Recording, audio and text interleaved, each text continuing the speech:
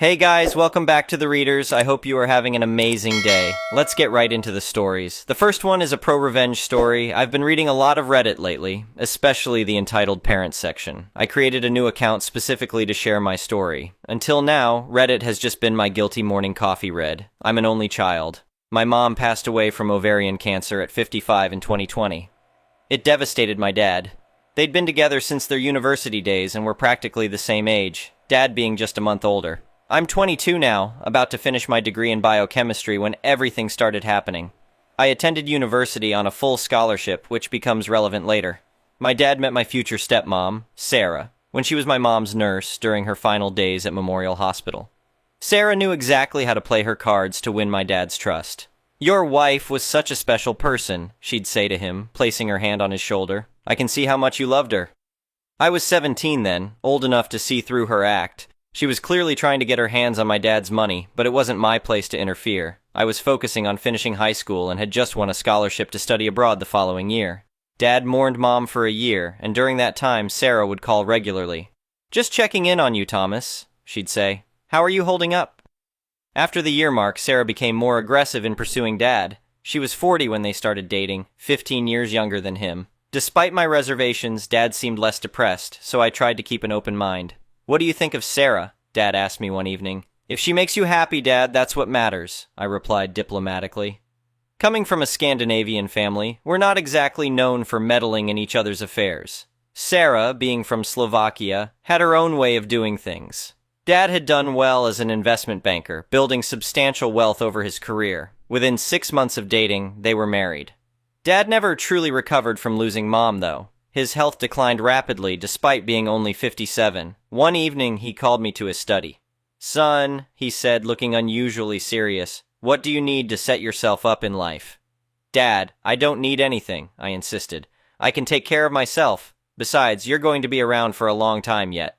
I reminded him about his sisters and their kids and mentioned my scholarship. He passed away just a year later at 59. Sure enough, Dad left his 5-bedroom house to me, completely unexpected. His sisters and their kids received modest endowments, while Sarah got about 80% of his liquid assets, amounting to several $100,000. Despite my protests, Dad left me a decent sum too. Sarah tried to hide it, but I could tell she was furious about not getting the house. Living in one of the most expensive neighborhoods in the city, where property values were skyrocketing, the house was worth a fortune.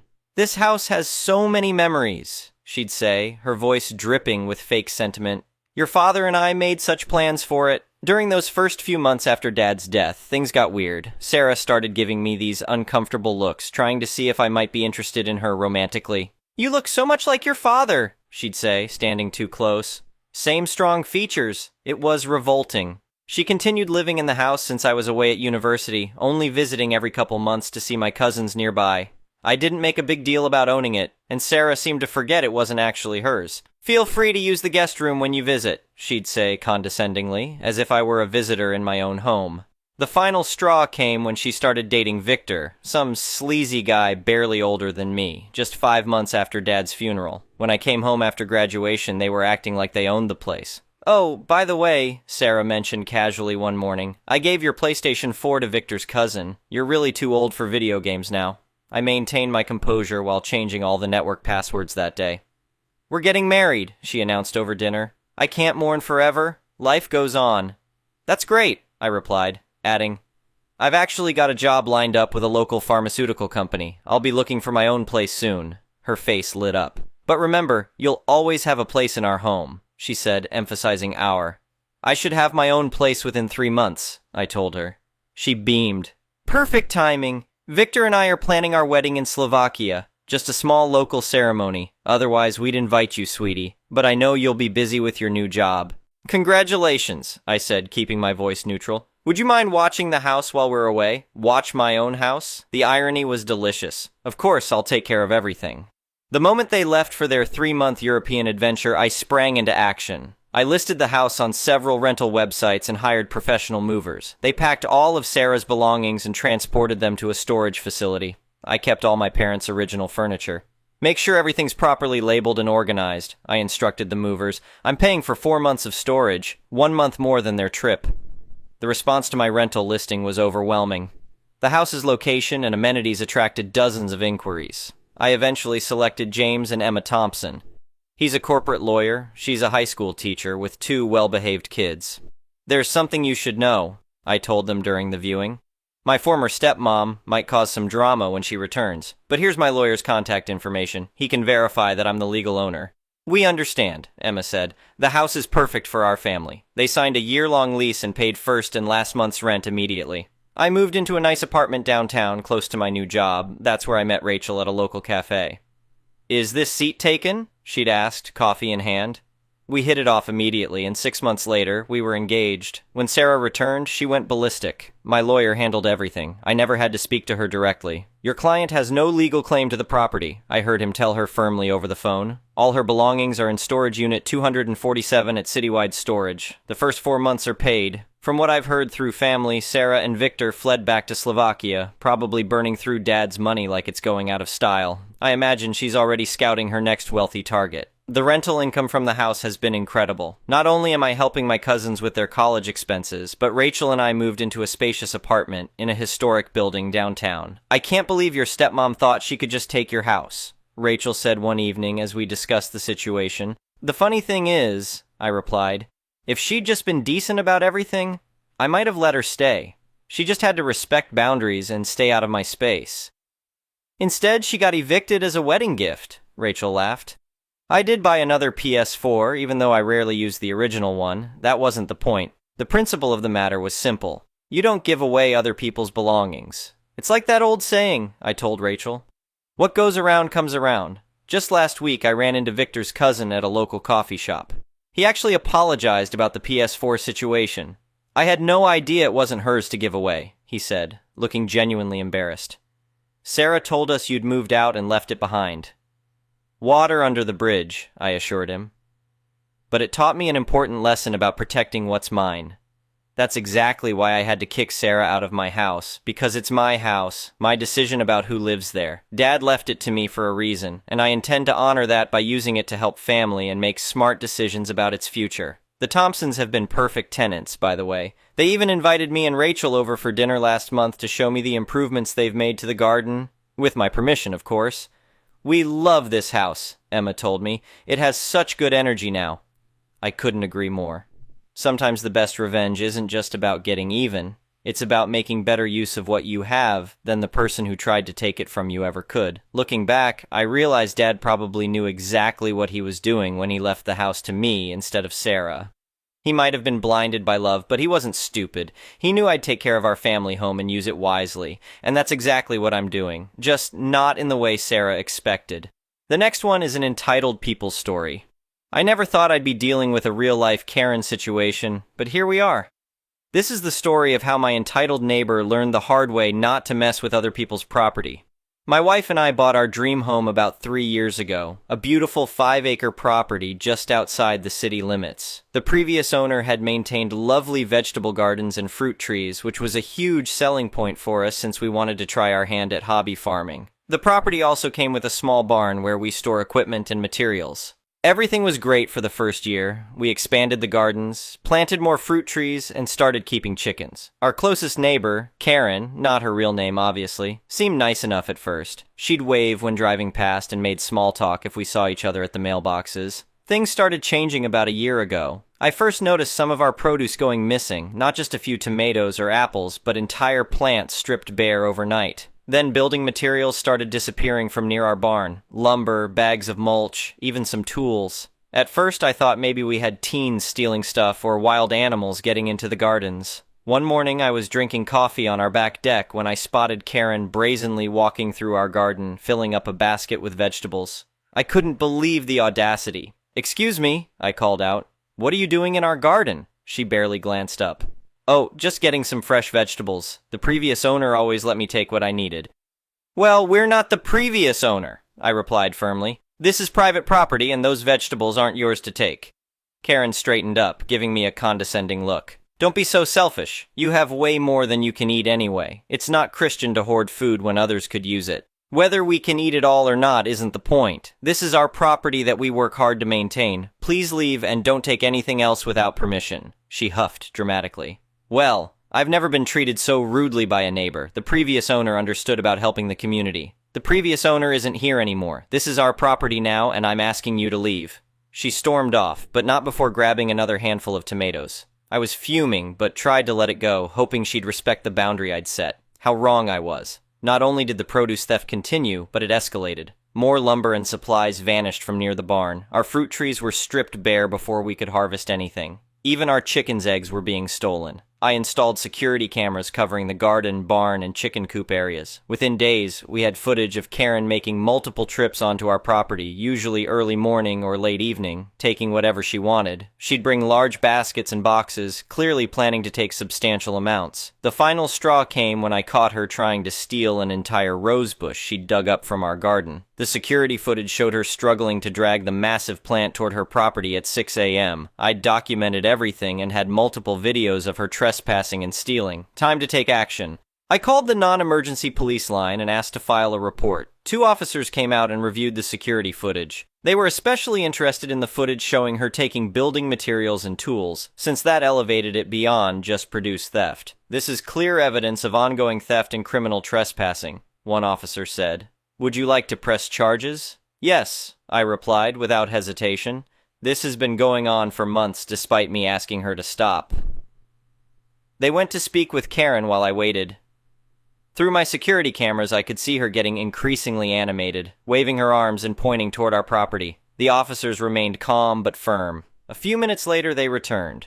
She claims the previous owner gave her permanent permission to take whatever she needs from the property. We explained that any such arrangement would have ended when the property changed hands. She's being issued citations for theft and criminal trespass with a court date next month. Karen was livid. She started screaming from her front porch about how horrible we were and how she'd make us regret moving to the neighborhood. The officers warned her about harassment and suggested she get a lawyer. Over the next few weeks, Karen tried everything to make our lives difficult. She called code enforcement multiple times with bogus complaints about our property. She'd stand at the property line taking photos and videos of us working in the garden. She even tried to turn other neighbors against us, though that backfired when they saw our security footage. The court date arrived and Karen showed up representing herself, while I had documentation of everything.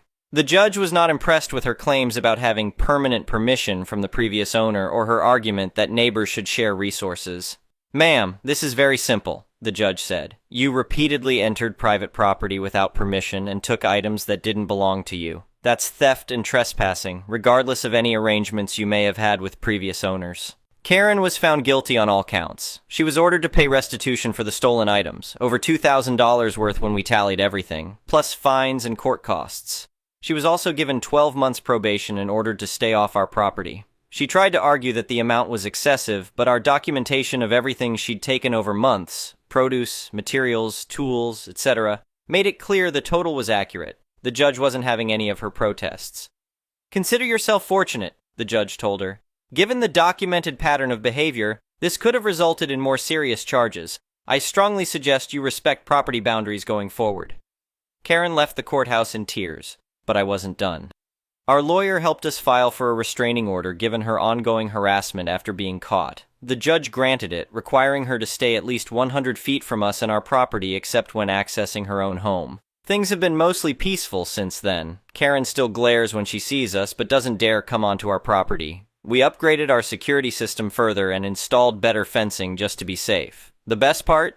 Several months after all this went down, Karen put her house up for sale. Apparently she couldn't handle living next to the neighbors who ruined her life by not letting her steal from them. She moved away, and we now have lovely new neighbors who actually ask if they'd like some fresh vegetables. Word got around the neighborhood about what happened. Now Karen is known as the garden thief, and her attempts to paint us as the bad guys completely failed. Several neighbors even apologized for believing her initial claims about us being unreasonable. Our gardens are thriving now that we're actually able to harvest what we grow. We've expanded the chicken coop and added more fruit trees. It's become the hobby farm we always wanted, without entitled neighbors helping themselves to our hard work. The moral of the story? Document everything. Know your rights, and don't let entitled people take advantage of you. Sometimes you have to stand up to a Karen to get your happy ending. Update, 6 months later. Life has been wonderfully peaceful since Karen moved away. Our new neighbors are a young couple who love gardening themselves. We've actually started a neighborhood produce exchange where people can share their excess vegetables and fruits, properly and with permission, of course. I recently ran into Karen at the local hardware store. She tried to avoid me, but I overheard her complaining to an employee about how her new neighbors won't let her share their garden either.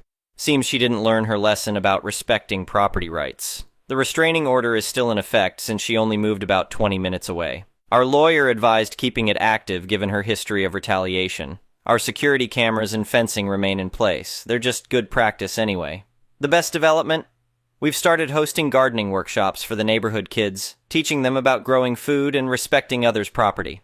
Several neighbors have started their own gardens, inspired by our success. Karen's old house sold to a lovely retired couple who've become good friends. They often join us for coffee on the deck, watching the gardens grow and laughing about how anyone could think they were entitled to steal from neighbors. The whole experience taught us valuable lessons about standing up for ourselves and the importance of documentation. Our property has become exactly what we dreamed of, a peaceful hobby farm where we control who enjoys our harvest. And yes, we still share produce with neighbors, but only with those who ask nicely and respect boundaries. Amazing how basic courtesy works better than entitled demands and theft. Sometimes the best revenge is simply living well, and not letting entitled people continue their bad behavior.